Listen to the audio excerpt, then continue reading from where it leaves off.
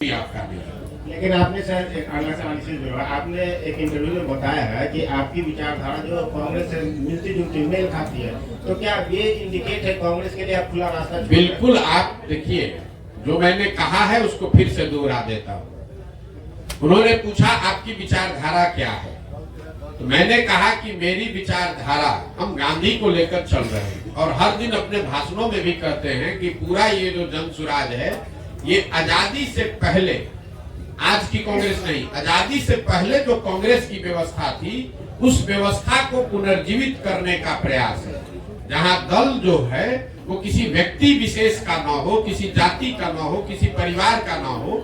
आजादी से पहले जो कांग्रेस थी वो किसी परिवार की पार्टी नहीं थी, वो किसी जाति विशेष की पार्टी नहीं थी, वो उन सब की का दल था जो बिहार, जो राज्य, जो देश को आजाद करना चाहते थे।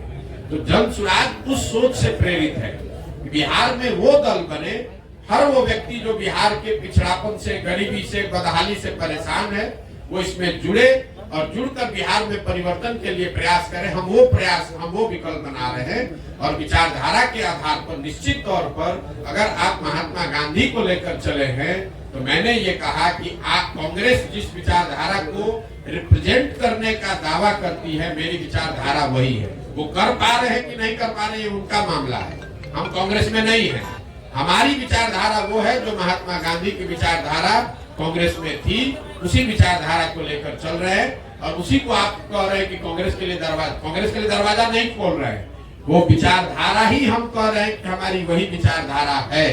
महात्मा गांधी की जो विचारधारा थी उसी विचारधारा से प्रेरित होकर इस व्यवस्था को बनाने का प्रयास है और उसी विचारधारा को कांग्रेस या उनके साथी दल उस विचारधारा का प्रतिनिधित्व होने का दावा करते हैं। उस नजरिए से आप कह सकते हैं कि मेरी विचारधारा